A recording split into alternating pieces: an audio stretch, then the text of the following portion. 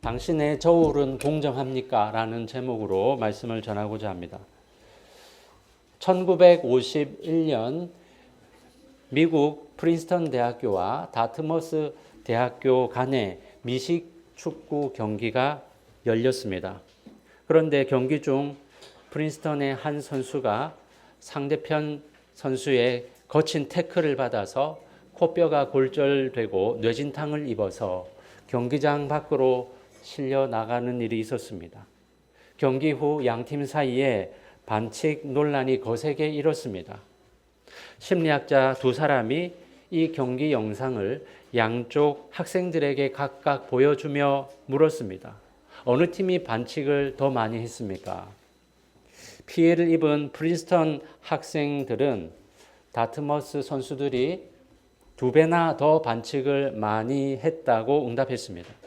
그러나 다트머스 학생들은 양 팀이 비슷하게 반칙을 했다고 응답했습니다. 똑같은 영상을 보았지만 완전히 다른 결론을 내린 겁니다. 그러면서 두 집단 모두 나는 객관적으로 판단한 것이다 라고 확신했다는 사실입니다.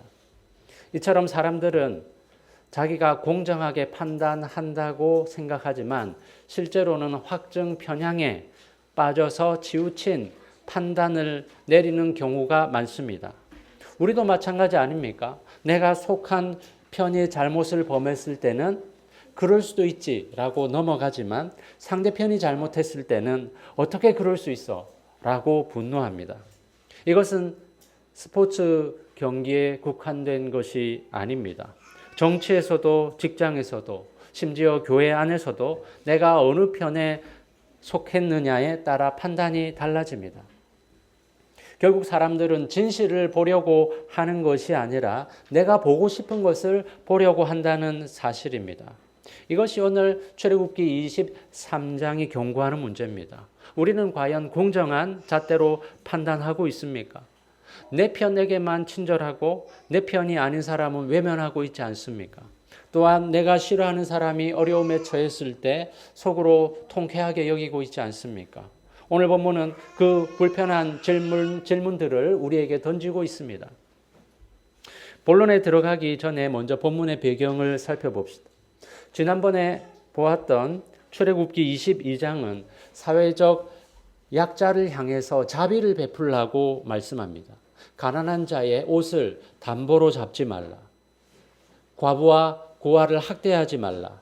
이웃에게 돈을 구워줄 때 이자를 받지 말라 등의 내용입니다. 그런데 오늘 본문 23장 1절에서 9절은 주제가 바뀝니다. 여기서는 자비가 아니라 정의를 다루고 있습니다. 특히 1절부터 3절은 재판에 관한 규정입니다. 당시 고대 사회에서는 증인의 말 한마디가 중요한 증거로 채택이 되었습니다. 증언자의 말 한마디에 따라서 형량이 달라질 수 있었습니다. 하나님은 재판의 공정성을 겨냥해서 이 명령을 주신 것입니다. 1절을 보십시오. 너는 거짓된 풍설을 퍼뜨리지 말며. 여기서 거짓된 풍설이란 헛소문, 실체 없는 말을 가리킵니다. 그냥 거짓말하지 말라는 게 아닙니다. 근거 없고 확인도 안 된 소문을 퍼뜨리지 말라는 것입니다. 1절 후반부에는 악인과 연합하여 위증하는 증인이 되지 말며 라고 합니다. 이것은 내가 속한 집단의 이익을 위해서 증거를 조작하는 것을 가리킵니다. 오늘날 표현으로 하자면 짜고 치는 고스톱입니다. 이 말씀과 너무도 잘 맞아떨어지는 성경의 사건이 있는데요. 그것은 나봇의 포도원을 탈취한 사건입니다. 아합 왕의 아내 이세벨은 나봇의 땅을 차지하기 위해서 불량자 둘을 매수해서 나봇이 하나님과 왕을 저주했다라고 거짓 증언을 하게 했고 결국 나봇은 그것 때문에 돌에 맞아 죽고 말았습니다. 내 편에게 유리한 결과를 얻으려고 거짓된 풍설을 퍼뜨렸고 악인들이 연합해서 무고한 한 사람을 죽였습니다. 이처럼 거짓된 소문과 위증이 공동체 전체의 신뢰를 깨트리기 때문에 하나님은 이런 거짓 풍설과 담합을 경고하신 겁니다. 2절은 다수를 따라 악을 행하지 말라고 명령합니다. 옳고 그름을 따지기보다 다른 사람 눈치를 보면서 옳지 않더라도 다수를 따라가려는 행태를 경계하신 겁니다. 그렇다면 왜 사람들은 다수 견해를 따라가려는 성향이 있습니까? 왜 내 편이 불리하면 숨기려 하고 유리하면 거짓말이라도 하려는 것입니까? 그것은 대세 흐름에 쫓아가지 않으면 거기에서 쫓겨날 수밖에 없기 때문입니다. 만일에 내가 속한 편의 잘못을 고발하거나 드러내면 나는 거기서 눈밖에 나고 맙니다. 오늘날 회사나 내가 속한 단체의 비리를 폭로하는 내부 고발자를 보십시오. 그 사람들 상당수는 그 조직으로부터 쫓겨나거나 왕따를 당합니다. 그것이 두려워서 많은 사람들이 잘못인 줄 알지만 눈을 감습니다. 빌라도가 딱 그랬습니다. 그는 예수님이 무죄인 줄 알았습니다. 그런데 군중들의 함성에 짓눌리고 자신의 정치적 입지가 흔들릴까 봐 결국 예수님을 사형 선고 내리고 말았습니다. 그것이 군중 심리의 무서움입니다. 하지만 예수님은 온 세상이 그를 향해 거짓 증언하고 침을 뱉을 때도 묵묵히 진실의 자리를 지키셨습니다. 다수에 의해 버림받으셨고 홀로 진리 편에 섰기 때문에 고통을 당하셨습니다.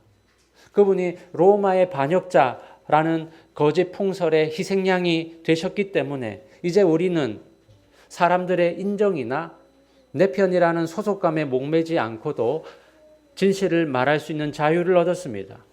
내가 그리스도 안에 속한 자임을 확신할 때 우리는 더 이상 내가 속한 진영에서 쫓겨날까 봐 전전긍긍하지 않아도 됩니다. 그래서 내 편이 잘못했을 때 그것을 지적하고 바른 말을 할 수 있게 되는 것입니다. 오늘날 단체 카톡방이나 유튜브는 이 거짓 풍설이 가장 활발하게 거래되는 곳입니다. 우리가 정보를 공유할 때 이것이 사실인지 아닌지 따지기보다 이게 우리 편에 유리한가를 먼저 묻는다면 우리는 이미 내 편이라는 우상을 섬기고 있는 것입니다. 출처를 확인하지도 않은 채 내 편에 유리한 기사는 즉시 공유하고 내 편에 불리한 기사는 언론이 편향됐다면서 외면합니다. 특히 일부 기독교인들 사이에서 유통되는 극우적 이데올로기를 보십시오. 부정선거 음모론, 특정 정치인에 대한 맹목적 지지가 그것입니다. 그런 주장들이 특정 유튜버나 일부 목회자들에 의해 확산되는데 많은 기독교인들이 그것의 사실 여부를 확인도 하지 않은 채 내 생각과 일치하니까 같은 진영에 있는 사람이니까 그냥 그대로 받아들이고 퍼다 나릅니다. 이것이 바로 오늘 본문이 경고하는 모습 아니겠습니까? 신앙의 이름을 달고 있다고 해서 같은 신앙인이 하는 말이라고 해서 그것이 다 옳은 것은 아닙니다. 카톡방에 링크를 보내기 전에 누군가의 이야기를 입에 올리기 전에 우리는 이 말씀 앞에 먼저 서야 됩니다. 거짓 풍설을 퍼뜨리지 말라. 3절은 좀 의외의 말씀입니다. 가난한 자의 송사라고 해서 편벽되이 두둔하지 말지니라. 하나님은 줄곧 힘없는 약자들을 보호하시는 하나님이라 하지 않았습니까? 그런데 왜 여기서는 가난한 자를 두둔하지 말라고 하시는 겁니까? 우리가 예상하기로는 가난한 자를 불리하게 재판하지 말라고 경고해야 될 것 같은데 정반대로 가난한 자에게 유리한 재판을 하지 말라고 경고하십니다. 왜 그럴까요? 가난한 자에게 불리하게 판결하는 것은 누가 봐도 나쁜 짓입니다. 그런 것은 사람들이 쉽게 경계합니다. 그런데 가난한 자가 불쌍하다는 이유로 편향된 판단을 할 때 이것은 선한 의도로 포장되기 때문에 스스로도 잘못인 줄 모릅니다. 하나님은 가난한 자에게 더 후하게 재판하려는 심리를 경계하십니다. 가난한 자의 편에 서야 될 때는 일반적인 도움이 필요할 때입니다. 그러나 재판은 자비를 베푸는 자리가 아니라 공정함을 판별해야 되는 자리이기 때문에 가난하다는 이유로 그 편을 들면 안 됩니다. 1992년 미국에서 한 사형수가 사형대에 오르면서 이런 유언을 남겼습니다. 지금 무고한 한 사람이 살해당하는 순간입니다. 그는 처제를 살해한 혐의로 사형 선고를 받은 로저 콜먼이라는 사람이었습니다. 그는 뛰어난 말솜씨로 여러 매체를 통해 자신의 억울함을 호소했고 잡지에 기고도 했는데요. 그것을 통해서 전 세계 여론이 움직였습니다. 타임지는 그를 표지에 실었고 교황까지 나서서 사형 집행을 중단해달라고 호소했습니다. 그리고 수만 통의 탄원서가 쏟아졌습니다. 하지만 그는 결국 사형당하고 말았고 대중들은 그를 억울한 희생자로 믿었습니다. 그런데 2006년 DNA 재검사 결과가 나왔습니다. 그가 범인이라는 사실이 재확인된 것입니다. 그의 결백을 믿고 25년 동안 싸워온 무죄 석방운동 대표는 주먹으로 한 방 맞은 것 같다고 표현했습니다. 성도 여러분, 불쌍하게 보인다는 것이, 억울해 보인다는 것이 곧 진실이 되지는 않습니다. 레위기 19장 15절도 오늘 본문과 똑같은 말씀을 하고 있습니다. 한번 띄워주실래요? 레위기 19장 15절 같이 한번 읽어보겠습니다. 시작. 너희는 재판할 때 불의를 행하지 말며 가난한 자의 편을 들지 말며 세력 있는 자라고 두둔하지 말고 공의로 사람을 재판할지며. 강자도 약자도 공의 앞에서는 똑같이 다루어져야 합니다. 동정심 때문에 공의를 놓치는 잘못을 범하면 안 됩니다. 6절부터 9절을 보십시오. 6절은 이렇게 말합니다. 너는 가난한 자의 송사라고 정의를 굽게 하지 말며. 앞서 3절에서는 가난하다고 동정해서 그 사람을 두둔하지 말라고 했는데 6절에는 정반대의 경고를 하고 있습니다. 가난하다는 이유로 무시하거나 불리하게 판결 내려서는 안 된다는 말씀입니다. 3절과 6절을 함께 보면 하나님이 무엇을 원하시는지 명확하게 알 수 있습니다. 가난한 자든 부유한 자든 강자든 약자든 하나님의 공의 앞에서 모두가 똑같이 다루어져야 한다는 것입니다. 8절은 뇌물을 금하고 있습니다. 너는 뇌물을 받지 말라. 뇌물은 밝은 자의 눈을 어둡게 하고 의로운 자의 말을 굽게 하느니라. 여러분 이런 말 들어본 적 있습니까? 먹은 자는 말이 없다. 뇌물을 받게 되면 더 이상 바른 말을 할 수 없다는 뜻입니다.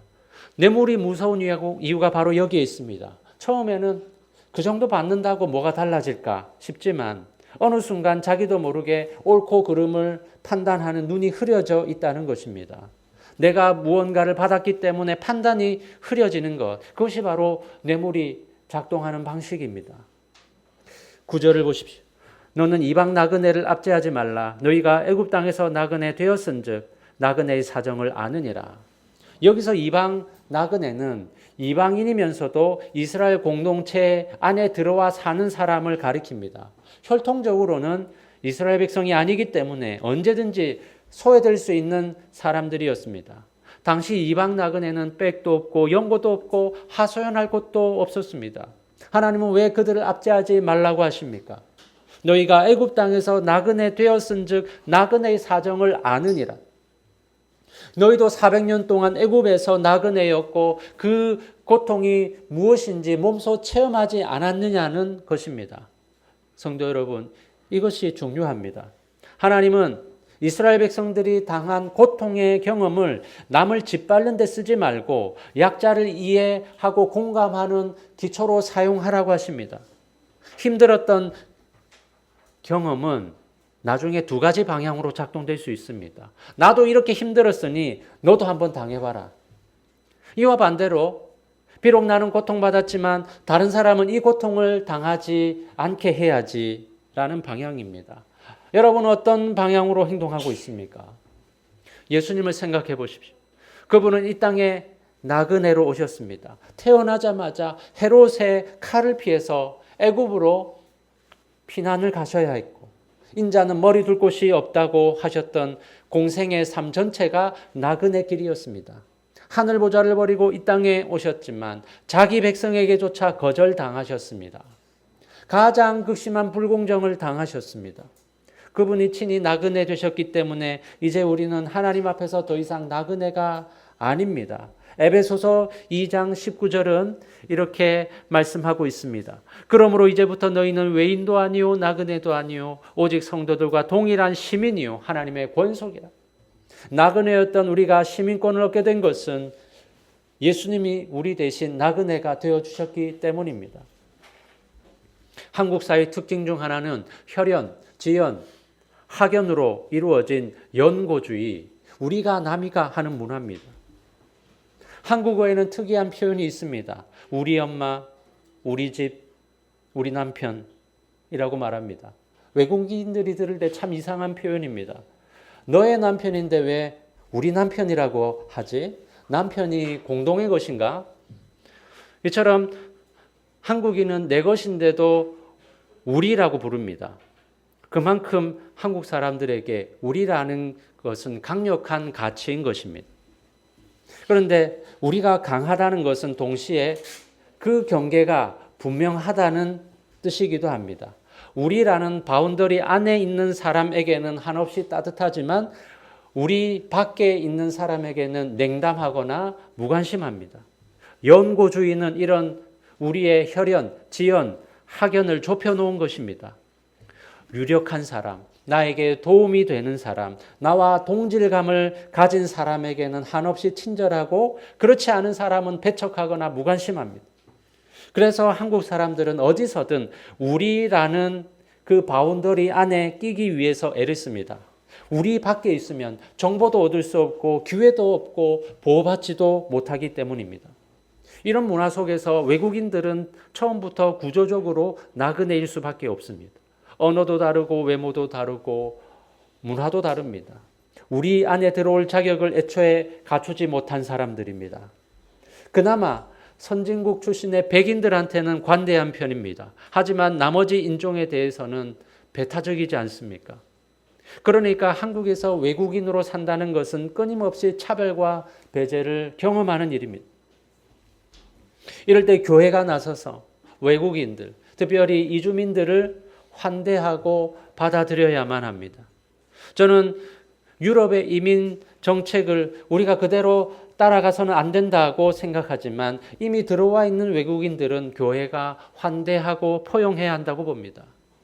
유럽은 무분별하게 이민자들을 수용하는 바람에 나라 질서와 사회 시스템 자체가 무너지고 있습니다. 우리나라는 그걸 거울 삼아서 사회 시스템을 해치지 않는 범위 안에서 외국인들을 받아들여야겠지만 그렇다고 우리가 이민자들에 대해 너희 나라로 돌아가라고 반대할 이유는 없습니다. 오히려 교회가 두 팔 벌려서 환영해야 됩니다. 우리 교회도 앞으로 이주민들이 거리낌 없이 찾아오는 교회가 되면 좋겠습니다.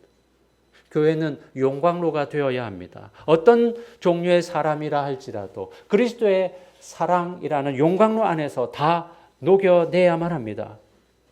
문제는 이 연고주의 문화, 끼리끼리 문화가 교회 안에 만연하다는 것입니다. 교회에 오래 다닌 사람 중에서는 교회에 새로 나온 사람이 뭔가 열심히 일을 하는 모습을 보면 그게 못마땅해서 텃세를 부리는 경우가 종종 있습니다. 봉사의 자리나 교회 안의 관계망은 이미 오래된 교인들로 촘촘하게 짜여 있고 새로 들어온 사람은 그 틈에 좀처럼 끼어들기가 어렵습니다. 더 심각한 것은 텃세 부리는 당사자들이 텃세 부리는지도 잘 인식하지 못한다는 점입니다. 본인들 눈에는 그냥 과거부터 지속된 관계를 유지하는 것처럼 보이지만 바깥에 있는 사람에게는 높게 둘러친 장벽인 것입니다. 하나님은 말씀하십니다. 너희가 나그네의 사정을 아느니라.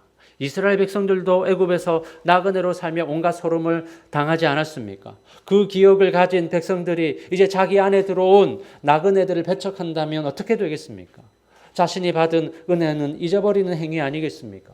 우리도 마찬가지입니다. 우리는 본래 하나님 앞에서 이방인이었습니다. 연고도 없고 자격도 없고 하나님 나라에 들어갈 명분도 없는 존재였습니다. 그런데 그리스도께서 친히 그 벽을 허무시고 우리를 환대해 주셨습니다. 에베소서 2장 14절은 이렇게 말합니다. 같이 한번 읽어볼까요? 시작. 그는 우리의 화평이신지라 둘로 하나를 만드사 원수된 것 곧 중간에 막힌 담을 자기 육체로 하시고. 예수님이 허무신 것은 바로 내부자와 외부자를 가르는 담이었습니다. 그 은혜를 받은 사람이라면 이제 다시 담을 쌓을 수 없습니다. 혈연도 지연도 학연도 이유가 되지 않습니다.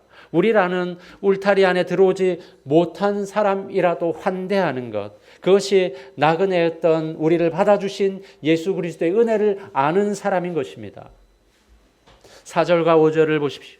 네가 만일 네 원수의 길 잃은 소나 나귀를 보거든 반드시 그 사람에게로 돌릴지며 네가 만일 너를 미워하는 자의 나귀가 짐을 싣고 엎드려 짐을 보거든 그것을 버려두지 말고 그것을 도와 그 짐을 부릴지니라. 이 말씀이 얼마나 파격적인지 보십시오. 여기서 원수나 미워하는 자는 단순히 사이가 좀 안 좋은 사람을 의미하는 것이 아닙니다. 히브리어 원문에서 원수라는 말은 나를 적극적으로 해치려는 자, 나와 법적 분쟁 관계에 있는 자를 가리킵니다. 그리고 미워하는 자는 개인적 반감이 깊은 사람을 의미합니다. 즉, 이 명령은 그냥 불편한 이웃이 아니라 진짜 원수, 진짜 미워하는 사람을 대상으로 하는 것입니다. 그런 사람이 짐승이 쓰러졌을 때 하나님은 그냥 지나치지 말고 반드시 함께 일으켜 세우라고 명령하십니다. 당시 고대 사회에서 원수의 불행은 곧 나의 이익인 것이 당연하다고 생각했습니다. 원수가 어려움을 당하면 모른 척하거나 오히려 반기는 것이 상식이었습니다. 하나님은 바로 그 상식을 정면으로 뒤집은 것입니다. 그런데 왜 원수에게 자비를 베풀라는 이 명령이 1절부터 9절까지 이어지는 이 언약법 한가운데 있는 것입니까? 이것은 공의만으로 공동체가 유지되지 않기 때문입니다. 법은 행동은 규제할 수 있지만 마음까지는 움직이지 못합니다.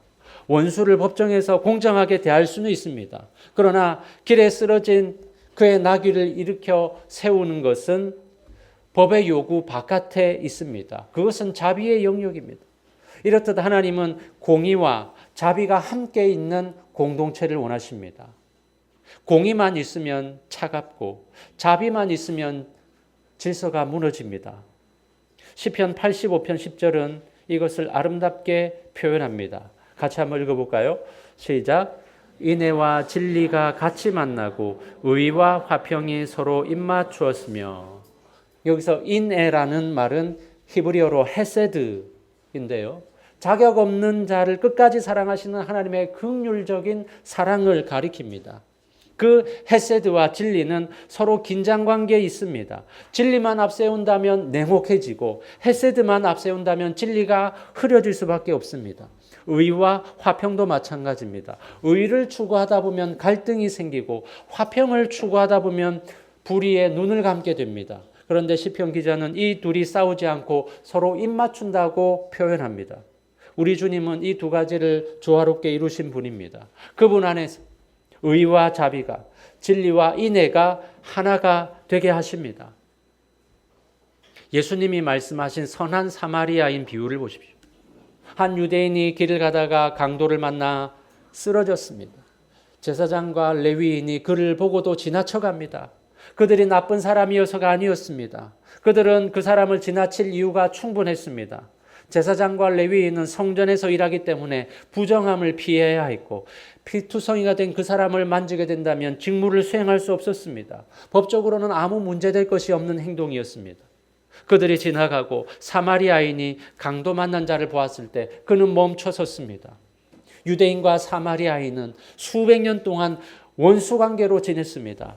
그런데 사마리아인은 쓰러진 유대인에게 손을 내밀었습니다. 기름과 포도주를 붓고 나귀에 태우고 여관에 데려다 놓고 비용까지 지불했습니다.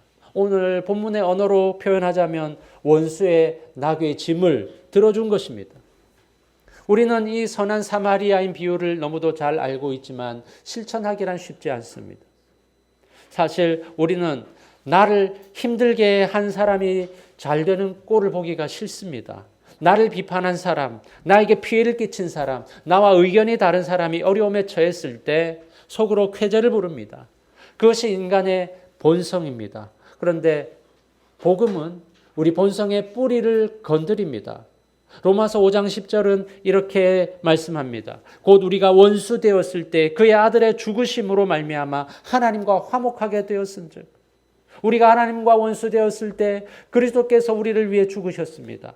우리는 그분을 배척하고 그분을 외면했지만 주님은 선한 사마리아인처럼 쓰러진 우리 곁으로 오셨습니다.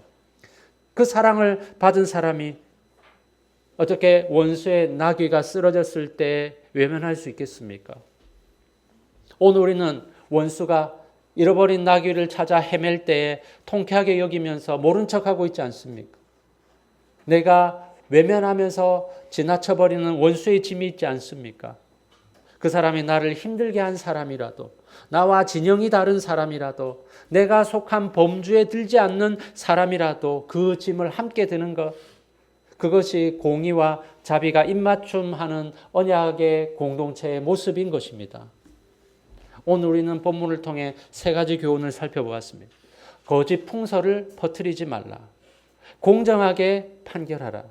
원수의 짐도 함께 들어주라. 이것은 곧 내가 속한 진영의 이익을 지키기 위해서, 내가 속한 조직을 보호하기 위해 불공정한 판단을 내리지 말라는 것입니다. 그런데 우리는 특정한 진영 안에 속해 있을 때 안전함을 느끼고, 우리라는 울타리 안에 있을 때 편하고, 원수를 외면할 때 속이 시원합니다. 그것이 우리의 본성입니다. 더 무서운 것은 그 본성대로 살면서도 스스로는 공정하다고 믿는 것입니다. 프린스턴의 학생들도, 다트머스의 학생들도 모두 미식 축구를 보고 자기 유리한 대로 판단했던 것처럼 사람들은 누구나 편향된 구석이 있습니다. 그런데 복음은 그것을 뒤집습니다. 우리가 하나님의 원수였을 때, 자격도 없고 연고도 없는 이방인이었을 때 그리스도께서 먼저 우리에게 찾아오셨습니다. 그분은 진영을 가리지 않으셨고, 내부자와 외부자를 갈라놓은 담을 자기 육체로 허무셨고, 원수된 우리를 위해서 십자가를 지셨습니다. 그분 안에서 유대인과 이방인이 하나가 되었고 원수가 화해하게 되었습니다. 그 그리스도를 아는 사람이라면 이제 담을 다시 쌓을 수 없습니다. 내 편과 상대편을 가를 수 없습니다. 이제는 내 편이 아니라 올바른 편에 설 수 있고, 영고주의를 깨고 우리 편이 아닌 사람도 환대할 수 있고, 쓰러진 원수의 나귀 짐도 함께 들어줄 수 있습니다. 사랑하는 성도 여러분, 나는 오늘 어떤 편의 눈으로 세상을 보고 있습니까? 내 편에게는 관대하면서 상대편에게는 가혹한 잣대를 들이밀고 있지 않습니까? 내 이익을 위해서, 내가 속한 조직을 위해서 진실을 외면하고 있지 않습니까? 이제부터 내 편의 잘못을 외면하지 않고 울타리 밖에 있는 사람이라도 환대하고 원수의 고통에도 외면하지 않는 그런 성숙한 그리스도인이 되시기를 주님의 이름으로 축원합니다.